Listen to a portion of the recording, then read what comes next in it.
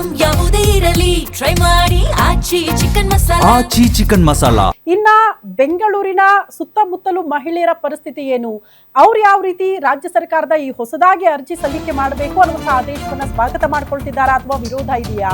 ಗೃಹಲಕ್ಷ್ಮಿ ಯೋಜನೆ ಪರಿಷ್ಕರಣೆ ದೇವನಹಳ್ಳಿಯಲ್ಲಿ ಮಿಶ್ರ ಪ್ರತಿಕ್ರಿಯೆ ವ್ಯಕ್ತವಾಗ್ತಾ ಇದೆಯಂತೆ. ಪರಿಷ್ಕರಣೆಯಿಂದ ಅರ್ಹ ಫಲಾನುಭವಿಗಳಿಗೆ ಈ ಯೋಜನೆ ತಲುಪಲಿದೆ. ಶ್ರೀಮಂತರು ಕೂಡ ಈ ಯೋಜನೆಯ ಫಲಾನುಭವಿಗಳಾಗಿದ್ದಾರೆ. ಈಗ ಪರಿಷ್ಕರಣೆಯಿಂದ ಯೋಜನೆ ದುರ್ಬಳಕೆಗೆ ಕಡಿವಾಣ ಬೀಳುತ್ತೆ, ರಾಜ್ಯ ಸರ್ಕಾರಕ್ಕೆ ಆಗುವ ಹೊರೆ ತಪ್ಪುತ್ತೆ, ಸರ್ಕಾರ ಒಳ್ಳೆಯ ನಿರ್ಧಾರ ತೆಗೆದುಕೊಂಡಿದೆ ಅಂತ ಕೆಲವರು ಶ್ಲಾಘನೆ ವ್ಯಕ್ತಪಡಿಸಿದ್ದಾರೆ. ಸರ್ಕಾರ ಹಣ ಕೊಟ್ಟರು ಕೊಡದಿದ್ರು ಕೂಡ ನಾವು ಕಷ್ಟ ಪಡಲೇಬೇಕು ಅಂತ ಕೆಲವರು ಹೇಳ್ತಿದ್ದಾರೆ. ಬಡವರಿಗೆ ಮಾತ್ರ ಗೃಹಲಕ್ಷ್ಮಿ ಯೋಜನೆ ತಲುಪಬೇಕು, ಹಾಗೆ ಸರ್ಕಾರ ಕ್ರಮ ಕೈಗೊಳ್ತಾ ಇರೋದ್ರಲ್ಲಿ ತಪ್ಪಿಲ್ಲ.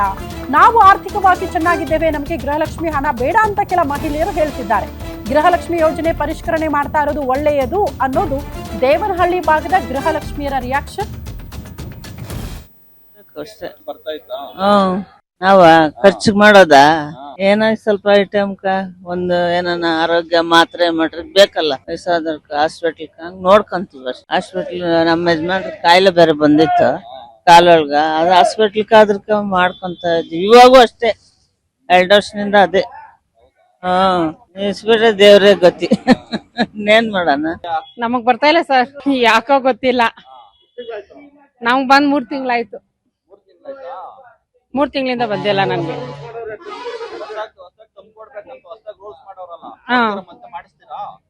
ಏನ್ ಮಾಡ್ಸೋದ್ರ ಗ್ಯಾರಂಟಿ ಇಲ್ಲಲ್ಲ, ಬರೋದು ಗ್ಯಾರಂಟಿ ಇದ್ರೆ ಹೋಗ್ಬೋದು, ಗ್ಯಾರಂಟಿನೇ ಇಲ್ಲಲ್ಲ. ಮಾಡ್ಕೊಳಕ್ ಆಗಲ್ಲ ನಮ್ಗೆ. ಇದೆ ಅವ್ರು ಕೊಟ್ರು ದುಡಿಬೇಕು, ಕೊಟ್ಟಿಲ್ಲ ಅಂದ್ರೂ ದುಡಿಬೇಕು. ನಮ್ ಕಷ್ಟ ನಾವು ಪಡ್ಲೇಬೇಕಲ್ಲ. 2-3 ಜನ ಯಾರು ಮಾಡಿಸ್ಕೊಂಡಿಲ್ಲ. ರೇಷನ್ ಕಾರ್ಡ್ ಅಲ್ಲೇ ಐತಲ್ಲ ಯಜಮಾನಿಗೆ ಅಂತ, ಅಂತವ್ರೆ ತಗೊಳ್ತಾ ಇದ್ದಿದ್ದು. ಹೌದು, ತಗೋಬಾರ್ದು, ಅದು ಅವ್ರು ತಿಳ್ಕೊಬೇಕು, ನಾವ್ ಹೇಳಕ್ ಆಗಲ್ಲ. ಅವ್ರ ಅರ್ಥ ಮಾಡ್ಕೊಳ್ಬೇಕು. ನಮ್ಗಿದೆಯಲ್ಲ, ಇಲ್ದಿದ್ದವ್ರು ಕೊಡ್ಲಿ ಬಿಡಿ ಅಂತ ಅವ್ರು ಅರ್ಥ ಮಾಡ್ಕೋಬೇಕು, ನಾವ್ ಹೇಳಕ್ ಆಗಲ್ಲ. ನಿಂತೋದ್ರೆ ನಾವು ಕಷ್ಟಪಟ್ಟೆ ಪಡ್ತೀವಲ್ಲ, ಅದನ್ನೇ ನಮ್ಕೊಂಡ್ ಜೀವನ ಮಾಡಲ್ಲ ಅಲ್ಲ. ನಮ್ ಕಷ್ಟ ನಮ್ಗೆ ಇದ್ದೇ ಇರುತ್ತೆ. ಅವ್ರ 2,000 ಕೊಡೋದು ನಮ್ಗೆ ಯಾವ ಕಡೆಗೂ ಸಾಲಲ್ಲ. ನಾವ್ ಕಷ್ಟ ಪಡ್ಬೇಕು, ನಾವ್ ತಿನ್ಬೇಕು.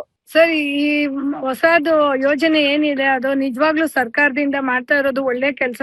ಯಾಕೆ ಅಂದ್ರೆ ಅರ್ಹತೆ ಇಲ್ಲದೆ ಇರೋರು, ಅಂದ್ರೆ ತುಂಬಾ ಶ್ರೀಮಂತರು, ಟ್ಯಾಕ್ಸ್ ಪೇ ಮಾಡೋರು, ಅಂತವ್ರಿಗೆಲ್ಲಾನು, ಅವ್ರಿಗೆ ಯಾರಿಗೆ ಹಣದ ಅವಶ್ಯಕತೆ ಇಲ್ಲ ಅವ್ರಿಗೆಲ್ಲಾನು ಹಣ ಸಂದಾಯ ಆಗ್ತಿತ್ತು. ಮತ್ತೆ ತುಂಬಾ ಜನ 3 ವರ್ಷದಿಂದ ಮೃತಪಟ್ಟಿರೋರು ಇರ್ತಾರೆ. ಒಂದ್ ಮನೆಗೆ ಡಬಲ್ ಬರುವಂತ ಚಾನ್ಸಸ್ ಇರುತ್ತೆ. ಅದನ್ನೆಲ್ಲಾನು ನಾವು ಇದನ್ನ ತಡೆಗಟ್ಟಬೇಕು ಅಂತ ಹೇಳಿ ಸರ್ಕಾರ ಹೊಸ ಮಾರ್ಗಸೂಚಿಯನ್ನ ತಂದಿದೆ. ಈ ಮಾರ್ಗಸೂಚಿಯಲ್ಲಿ 3 ಕಡೆ ಮಾತ್ರ ಅವಕಾಶ ಇರುತ್ತೆ, ಆದ್ರೆ ಯಾವುದೇ ಲಂಚ ಏನು ಇಲ್ಲದೆ ಅಂತ ಒಂದು KYC ಮಾಡಿಸ್ಕೊಳ್ಳೋ ಅಂತದ್ದು.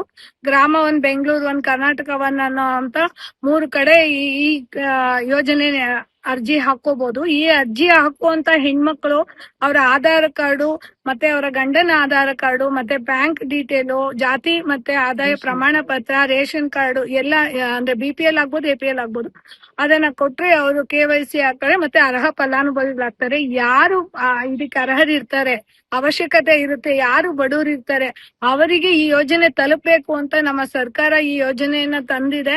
ಇದರ ನಿಲುವು ತುಂಬಾ ಒಳ್ಳೇದು ಅಂತ ಹೇಳೋದಕ್ಕೆ ನಾನು ಏನ್ ಮಾಡಕ್ ಆತದ, ನಾವ್ ಕೊಟ್ಬಿಟ್ಟಿದೀವ, ಏನ್ ಮಾಡೋದನ್ನ ಇನ್ ಹೋಗಿ ನಾವು ವ್ಯಾಪಾರದವ್ರು ಹೋಗಿ ಕುತ್ಕೊಳಕತ್ತದಲ್ಲೇ, ಏನ್ ಮಾಡಕ್ ಆಗಲ್ಲ. ಆದ್ರೆ ಆಗ್ಲಿ ಹೋದ್ರೆ ಏನ್ ಮಾಡ್ತೀವಿ,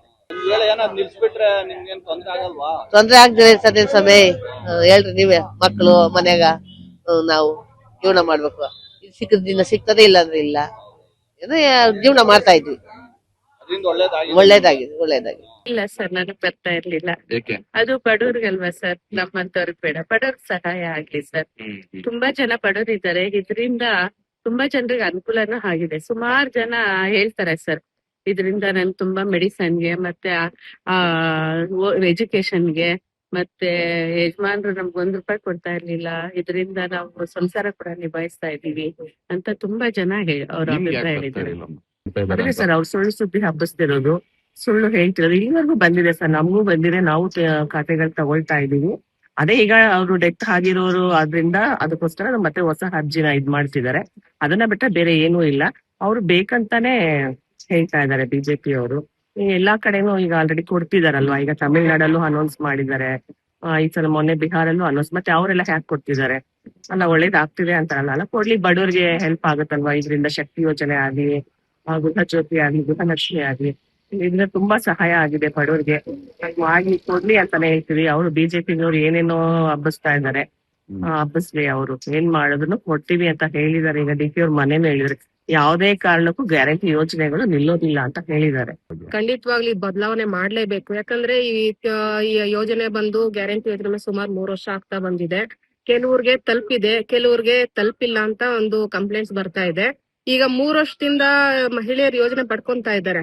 ಇದು ಬರೀ ಯೋಜನೆ ಅಂತಾನೆ ಅಲ್ಲ, ಹೆಣ್ಮಕ್ಳ ಸಬಲೀಕರಣಕ್ಕೋಸ್ಕರ ಮಾಡಿರೋಂತ ಯೋಜನೆ ಹಾಗೂ ಹೆಣ್ಮಕ್ಳ ಒಂದು ಆರ್ಥಿಕವಾಗಿ ಸಬಲೀಕರಣ ಮಾಡ್ತಾನೆ ಬಂದಿದ್ದಾರೆ. ಗೃಹಲಕ್ಷ್ಮಿ ಆಗಿರ್ಬೋದು, ಮತ್ತೆ ಅನ್ನ ಯೋಜನೆ ಬಗ್ಗೆ ಇರ್ಬೋದು, ಅದೆಲ್ಲ. ಹಂಗಾಗಿ ಅವಶ್ಯಕತೆ ಯಾರಿಗಿರಲ್ಲೋ ಅವ್ರಿಗೆ ಬೇಕಾಗಿಲ್ಲ.